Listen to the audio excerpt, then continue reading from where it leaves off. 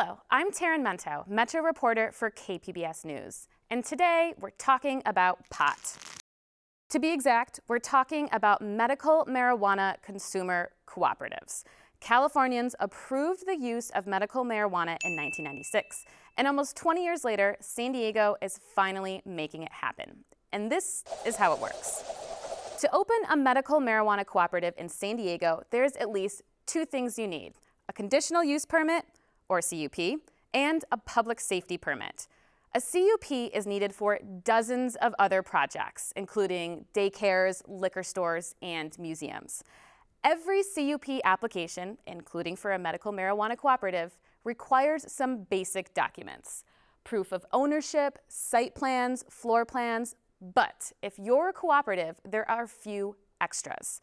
Plans must include security cameras, alarms, and guards. Storefront signs can only be two colors, no graphics.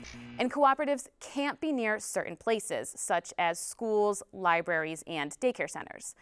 Applicants have to prove this with a map that shows the types of facilities and zones that are within 1,000 feet of the proposed site.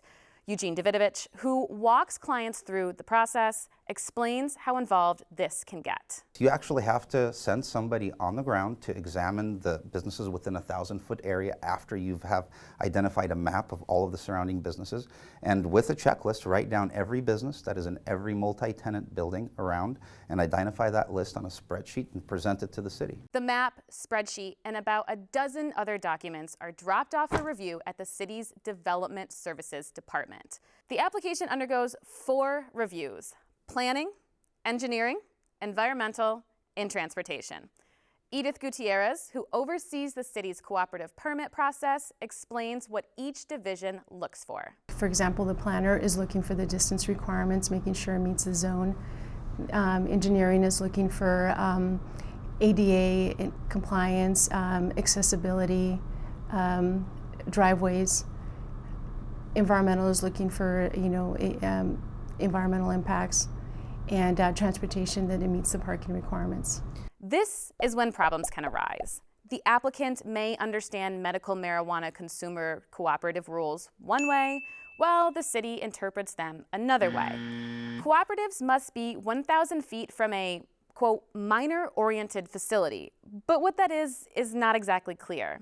And the number of required parking spaces is also up in the air. This creates a back and forth, and applicants usually resubmit their paperwork before moving on to the final step. That's when the city recommends the conditional use permit be approved or denied. Either way, it goes to a hearing officer who holds a public meeting for input, then issues a final ruling.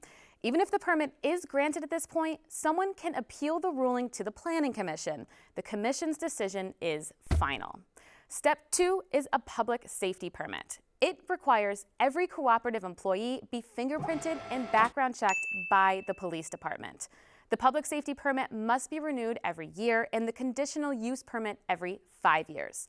So that's the process. If you have any questions, which you probably do, tweet us at KPBS News with the hashtag PotPermit.